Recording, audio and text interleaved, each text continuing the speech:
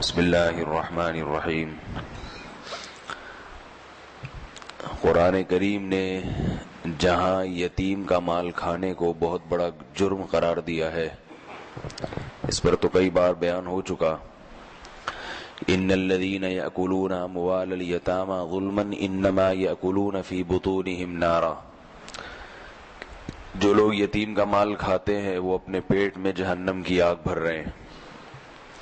یتیم کا مال کسے کہتے ہیں؟ آپ کے رشتہ داروں میں کسی کا انتقال ہو گیا، جیسے بعض دفعہ سگے بھائی کا انتقال ہو جاتا ہے تو اس کی نابالغ اولاد کے لیے وراثت کو محفوظ نہیں کیا جاتا، جو دوسرے بھائی ہیں وہ اپنے بھائی کی وراثت کھا جاتے ہیں۔ یا ایسا ہوتا ہے بعض دفعہ کہ بڑا بھائی چھوٹے بھائیوں کی وراثت کھا جاتا ہے، جو نابالغ بچے ہیں۔ تو ان دونوں کے بارے میں قرآن نے فرمایا کہ جو اس طرح حرکت کر رہا ہے، بڑا بھائی کھاتا ہے چھوٹے بھائی کی وراثت، یا چچا اپنے بھتیجے کی وراثت کھا جاتا ہے، تو یہ وراثت کا مال نہیں کھا رہے بلکہ اپنے پیٹ میں جہنم کے انگارے ڈال رہے ہیں۔ تو یہ تو کبیرہ گناہ ہے۔ تو اس کے ساتھ ساتھ یتیم پر احسان کرنا یہ بہت بڑی فضیلت ہے۔ حدیث میں اس کی بہت فضیلت وارد ہوئی ہے۔ آپ صلی اللہ علیہ وسلم نے اپنے عمل سے بھی اس کی ترغیب دی اور اپنے قول سے بھی، کہہ کے بھی ترغیب دی اور عمل بھی کر کے دکھایا۔ آپ صلی اللہ علیہ وسلم نے فرمایا انا وکافل الیتیم یتیمی کذا، صحیح بخاری مسلم کی حدیث ہے کہ میں اور یتیم کی کفالت کرنے والا فی الجنتی کذا، جنت میں اس طرح ہوں گے، اور شہادت کی انگلی اور درمیانی انگلی کو آپ نے ملایا کہ جو شخص یتیم کی کفالت کرے گا وہ میرے ساتھ جنت میں اس طرح ہوگا۔ یتیم کسے کہتے ہیں؟ جس بچے یا بچی کا باپ بچپن میں مر جائے، کیونکہ بچپن میں اگر باپ مر جائے تو پھر کوئی پرسان حال نہیں ہوتا اس اولاد۔ ہم نے اپنی آنکھوں سے دیکھا ہے کہ بچے برباد ہو جاتے ہیں، ماں کنٹرول نہیں کر سکتی، تو یہ باپ ہوتا ہے جو اپنی اولاد کے لیے اس کا تحفظ، اس کے مال کی حفاظت، اس کے دین کی، اس کے اخلاق کی، یہ ساری چیزیں ذمہ داری باپ اپنے کندھوں پہ ڈالتا ہے، اور اس کو اللہ نے یہ صلاحیت بھی دی۔ جب وہ مر گیا تو دوسرے رشتہ دار ان کو، بچوں کو چھیڑ چھیڑ کے تنگ کر کر کے بد اخلاق بنا دیتے ہیں، اور تھوڑا بہت کوئی عیدی سینٹر کی طرح کوئی چندہ مندہ دے دیا، ورنہ وہ بچے برباد۔ تو کفالت کسے کہتے ہیں؟ کسٹڈی میں لے لینا اپنی، یہ نہیں کہ کبھی جا کے 5 روپے پکڑا دیے تو کبھی 10 روپے فقیروں کی طرح، بلکہ اپنی کسٹڈی میں۔ یہ فیملی پلاننگ والوں کی بہت بڑی نحوست ہے، جس پہ میں بار بار کہتا رہتا ہوں کہ اپنے بچے پالنے کے لیے یہ انہوں نے بوجھ بنا دیے ہیں بدبختوں نے، کہہ رہے ہیں بچے کم اچھے، تو اس کا عذاب کیا آیا کہ انسان اپنی اولاد پیدا کرنے کے لیے تیار نہیں ہے اور بوجھ سمجھتا ہے کہ میں 2 سے زیادہ بچے پالوں گا تو میرا خرچہ ہوگا۔ تو بتاؤ جس معاشرے میں یہ رواج ہوگا وہ دوسرے یتیم بچوں کو لے کے کیسے پالے گا؟ تو یہ ایسے بدبخت لوگ ہیں، یہ یہودیوں سے نظریات آ رہے ہیں، ہمارے ٹی وی چینل بھی اسی کو دکھا رہے ہیں، یہ نہیں دیکھتے کہ اس کے اخلاقی نقصان کتنے۔ اب کوئی بیوہ ہو جاتی ہے، کوئی اس کے بچوں کی کفالت ہی نہیں کرتا، کیونکہ بار بار یہ دماغ میں خناس گھسیڑ دیا ہے کہ گھر میں جب بچہ ہوگا تو وہ تمہاری روٹی چھین کے کھائے گا اور تمہاری جیب بھاری ہو جائے گی، مشکل ہو جائے گا تمہارے لیے۔ تو اپنے خون کو پیدا کرنے کے لیے تیار نہیں ہے، اور کیوں خرچے ہوتے ہیں، مہنگائی بہت ہے، ہم 2 سے زیادہ بچے افورڈ نہیں کر سکتے۔ تو آپ بتاؤ کہ جس معاشرے میں یہ رواج ہوگا وہ بھائی کے یتیم بچے کیسے پالے گا؟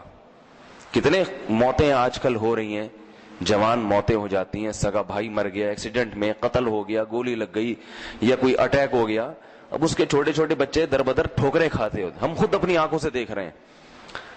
تو دوسرے بھائی کو، کیونکہ وہ ٹی وی دیکھتا ہے، ڈرامے دیکھتا ہے اور میڈیا دیکھتا ہے، اس میں یہی بتایا جا رہا ہے کہ بچے کتنے اچھے؟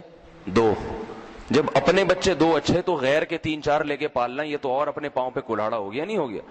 تو یہ سارا نظام برباد ہو رہا ہے ہمارا ان بدبختوں کی وجہ سے، اور اس پہ صرف اور صرف ضرب لگائی ہے اللہ اس کے رسول نے، صرف کیونکہ اللہ جب قانون بناتے ہیں تو سب کے لیے بناتے ہیں، اور بار بار بتایا کہ جو خرچ کرو گے نا خرچ، تو مال میں کمی نہیں آئے گی، مال بڑھے گا. یہ یہودی ہے جو تمہیں کیلکولیشن کر کے بتاتا ہے کہ مال کم ہوتا ہے. کم نہیں ہوتا، خرچ کرنے سے بڑھتا ہے. آپ صلی اللہ علیہ وسلم فرمائے انکم ترزقون بضعفائکم، تم کمزوروں کی وجہ سے کھلائے جاتے ہو، کیونکہ تم کمزوروں پہ خرچ کرتے ہو تو ان کی وجہ سے تمہیں ملتا ہے. اللہ تعالیٰ جو ہے نا، جیسے کنویں سے پانی نکالیں گے تو کنویں میں پانی آتا ہے، تو ہم جیب سے ہمارے نکلے گا ان کے لیے پیسہ، اہل و عیال کے لیے، تو وہ اللہ کی طرف سے رزق میں برکت ہوگی. تو میرے بھائی کوئی یتیم ہو جائے، جیسے حدیث میں بشارت ہے اس کے بارے میں، سگے بھائی خدا نخواستہ انتقال ہو گیا اس کا، یا بہن ہے بہنوئی کا انتقال ہو گیا، اس کے بہن کے چھوٹے بچے یتیم ہو گئے، تو شوق اور رغبت سے ان کی کفالت کیا کر.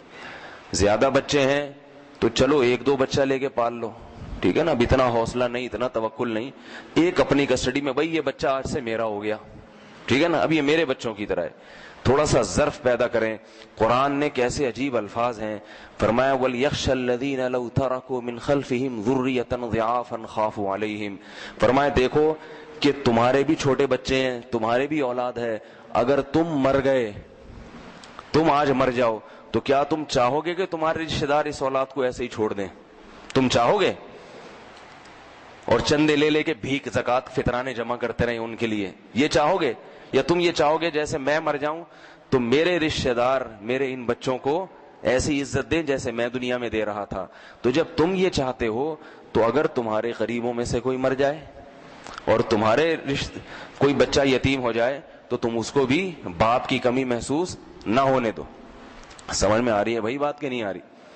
تو اللہ کے رسول صلی اللہ علیہ وسلم نے ایک دوسری حدیث میں فرمایا انا وکافل الیتیم کذا فی الجنہ لہو او لغیرہ او کما قال صلی اللہ علیہ وسلم. فرمایا کہ چاہے وہ یتیم اس کے اپنے قریبی رشتہ داروں میں سے ہو یا غیر ہو، جو بھی کفالت کرے گا تو میرے ساتھ جنت میں ایسے اکٹھے ہوگا.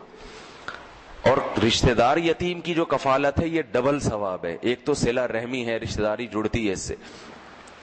دوسری بات، آپ صلی اللہ علیہ وسلم نے اپنے عمل سے بھی ترغیب دی ہے. ایک روایت میں آتا ہے، مجھے اس حدیث کی سند کی پوری تحقیق نہیں ہے، لیکن ایک بچپن میں حدیث پڑھی تھی کہ جس نے یتیم کے سر پہ ہاتھ پھیرا، یتیم بچے کے سر پہ، بچہ ہو یا بچی ہو، تو ہاتھ کے نیچے جتنے بال آئیں گے اللہ اتنی نیکیاں اسی وقت عطا کریں گے اس کو. اور آپ صلی اللہ علیہ وسلم نے خود بھی اس پہ عمل کیا ہے. بتاؤ محمد صلی اللہ علیہ وسلم سے زیادہ مسکین غریب کون تھا؟ ہے بھائی، یہ فیملی پلاننگ والے بدبخت ہوتے تو یہ تو ہمیں کہہ رہے ہیں نا، ہم تو صبح و شام کباب پراٹھے کھا رہے ہیں، ابھی سحری میں کیا کیا نہیں کھایا اور افطاری میں کیا کیا نہیں رکھا ہوگا. یہ غریبوں کے حالات ہوتے ہیں. پکوڑے الگ، سموسے الگ، اور دہی بڑے الگ، اور جلیبیاں الگ، اور کھانا الگ، اور پھر مغرب کے بعد کھانا الگ، اور عشاء کے بعد کھانا الگ. پھر بھی بھوکے ننگے رہتے ہیں ہر وقت، پھر بھی بھوکے کہ نہیں اولاد نہ ہو ہماری. خرچہ ہو جاتا ہے آج کل، اولاد نہ ہو، اولاد نہیں چاہیے ہمیں، تو اولاد روکو، بریک لگاؤ. یاد رکھو علماء نے لکھا ہے کہ رزق کی تنگی کے خوف سے نسل روکنا یہ کبیرہ گناہ ہے. رزق یہ اللہ پہ الزام ہے، یہ اللہ پہ الزام ہے. آپ اللہ پہ الزام لگا رہے ہو کہ وہ اللہ نہ مجھے پالا، اس نے مجھے بھی بھوکا ننگا رکھا، اور اب میری اولاد ہوگی تو اس کو بھی مار دے گا ایسے ہی. تو یہ کہاں میڈیا آپ کو لے کے جا رہا ہے، ان کی باتوں میں نہ ہو. دیکھو سب سے مسکین کون تھے؟ محمد صلی اللہ علیہ وسلم. کھانے کو روٹی نہیں، گھر میں آتے تھے تو یہ نہیں پوچھتے تھے کہ کیا پکائے. ہم جب گھر میں آتے ہیں تو یہ پوچھتے ہیں کیا پکائے. جب نبی گھر میں آتے تھے پوچھتے تھے کچھ ہے یا نہیں ہے. کیا تو بہت بات کی چیز ہے، کچھ بھی ہو کھانے کو. امی عائشہ فرماتی ہے تو کھا لیتے، فرماتی ہے نہیں ہے تو پھر روزے کی نیت کر لیتے. تو اتنے مسکین. لیکن نکاح کا پیغام بھیج رہے ہیں ام سلمہ رضی اللہ عنہا کو. وہ بیوہ ہو گئی تھی، ان کو نکاح کا پیغام بھیجا. حضرت ام سلمہ نے فرمایا کہ یا رسول اللہ میری تو عمر زیادہ ہے. اس سے معلوم ہوتا ہے کہ حضرت ام سلمہ میں حسن و جمال نہیں تھا، ایجڈ تھی، لیکن محمد صلی اللہ علیہ وسلم نکاح کا پیغام بھیج رہے ہیں ان کی کفالت کے لیے کہ یہ بیوہ ہو گئی ہیں، یہ میری کفالت میں آ جائیں. تو انہوں نے فرمایا یا رسول اللہ ایک تو میری عمر زیادہ اور دوسرا میرے بچے ہیں یتیم. میں شادی کروں گی تو ان بچوں کی تربیت کون کرے گا؟ کیونکہ شادی کے بعد تو پھر شوہر کے بھی حقوق ہوتے ہیں نا، یہ بچے نہ رول جائیں۔ تو آپ صلی اللہ علیہ وسلم نے فرمایا کہ جہاں تک تمہاری عمر کا معاملہ ہے فَأَنَا أَسَنُّ مِنْكَ، میری عمر تو تم سے بھی زیادہ ہے۔ اور دوسری بات فرمائی رہے تمہارے بچے فَإِلَى اللَّهِ وَرَسُولِهِ، تو یہ اللہ اس کے رسول کی کفالت میں۔ کیا مطلب؟ یہ میری۔ پھر آپ صلی اللہ علیہ وسلم نے حضرت ام سلمہ سے نکاح کے بعد ان کے بچوں کو پالا ہے اپنے گھر میں رکھ کے۔ صحیح مسلم کی حدیث ہے، عبد الرحمن ابن ابی سلمہ جب بڑے ہو گئے تھے، جوان ہو گئے تھے، آپ صلی اللہ علیہ وسلم کے انتقال کے بعد لوگوں کو تعلیم دے رہے تھے۔ یہ عبد الرحمن جو حضرت ام سلمہ کے بیٹے تھے، جب نبی صلی اللہ علیہ وسلم نے گود لیا تھا ان کو، آپ کے انتقال کے بعد یہ لوگوں کو حدیث سنا رہے تھے۔ حدیث کیا ہے؟ کھانے کے آداب کی۔ فرماتے ہیں کنت ربیب النبی صلی اللہ علیہ وسلم، میں نبی کی تربیت میں، ربیب سوتیلے بیٹے کو کہتے ہیں عربی میں نبی کے بیٹا تھا، ربیب تھا۔ وکنت فی حجر النبی صلی اللہ علیہ وسلم، نبی کی گود میں تھا اور آپ مجھے کھانے کے آداب سکھا رہے تھے۔ کل مما یلیک واذکر اسم اللہ، کہ جب کھانا کھاؤ اپنے سامنے سے کھاؤ اور اللہ کا نام لے کے کھاؤ۔ تو یہ کھانے کے آداب میں محدثین حدیث ذکر کرتے ہیں۔ تو میں یہ کہتا ہوں جہاں اس سے کھانے کا سنت ہونا ثابت ہوتا ہے کہ کھانا اپنے سامنے سے کھانا چاہیے اور بسم اللہ پڑھ کے، وہاں کسی بیوہ سے نکاح کر کے اس کے یتیم بچے کو پالنے کی سنت بھی ہوتی ہے کہ نہیں ہوتی؟ سمجھ میں نہیں آئے گی یہ بات، کیونکہ غریب ہے نا، غریب بہت ہیں، خرچے بہت ہیں آج کل۔ کل جو ہم نے تلاوت کی ہے نا، اس میں شعیب علیہ السلام نے اپنی قوم کو سمجھایا تھا کہ ناپ تول میں کمی نہ کرو۔ کیوں؟ فرمایا کہ انی اراکم بخیر، میں دیکھتا ہوں کہ سب کھاتے پیتے لوگ ہو، کوئی قحط پڑا ہوا ہو، اگر کسی کھانے کو نہیں مل رہا، وہ چوری کرے، کسٹمر کو دھوکہ دے تو سمجھ میں آتا ہے کہ روٹی نہیں مل رہی، مر جائے گا۔ لیکن شعیب علیہ السلام نے کہا کہ تم سب کے پیٹ بھرے ہوئے ہیں، سب کھاتے پیتے لوگ ہو، تو پھر گاہک کو دھوکہ کیوں دیتے ہو؟ تو بھائی یہ بات یہاں بھی فٹ ہوتی ہے کہ سب کھا پی رہے ہیں، تو پھر یہ غربت کی باتیں کہ ہم نہیں پال سکتے، ہم بس اپنی توند لے کے قبر میں جائیں گے، اس کو جہنم کی آگ سے بھریں گے، اور اس کے علاوہ ہم کسی کے پیٹ کے ذمہ دار نہیں ہیں، تو یہ باتیں اللہ کو ناپسند لگتی ہیں۔ اللہ رزق چھین لے گا، تبھی تو دیکھو کہ اتنا رزق برس کے بھی دلوں میں تنگی اللہ نے پیدا کر دی ہے۔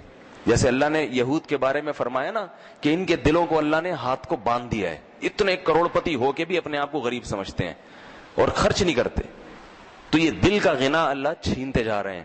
تو اس لیے ہمت کریں تو کسی بیوہ سے نکاح کر کے اس کے بچوں کو رکھیں، اگر اتنی ہمت نہیں ہے تو کم از کم اتنا تو کر لیا کریں نا، کوئی خاندان میں کوئی یتیم ہوتا ہے بچہ، اس کو اپنی کفالت میں رکھ لیں۔ اتنی بھی ہمت اگر نہیں ہے کہ اپنے گھر میں رکھنے کی ہمت نہیں ہے، دل جگرا اتنا نہیں ہے، تو آخری درجہ یہ ہے کہ پھر اس کے ساتھ مالی تعاون کیا کریں، اس کی تربیت کی فکر، اسکول جا رہا ہے، مدرسے جا رہا ہے، ایسا تو نہیں غلط لڑکوں میں بیٹھ رہا ہے، گالی گلوچ تو نہیں سیکھ رہا، جیسے اپنے بچے کے بارے میں انسان کو فکر ہوتی ہے تو ایسے اس کی فکر کریں۔ آپ صلی اللہ علیہ وسلم کی اتنی بڑی بشارت، فرمایا کہ جنت میں میرے ساتھ ہوگی، کیونکہ نبی نے بھی یہ کام کیا ہے۔ تو اللہ تعالی ہم سب کو اس جو ہے نا اس فضیلت کے حصول کی کوشش کی توفیق نصیب فرمائے، اور بخل اور کنجوسی کی لعنت سے اللہ ہم سب کو بچائے۔ سبحانک اللہم و بحمدک، نشہد ان لا الہ الا انت، نستغفرک۔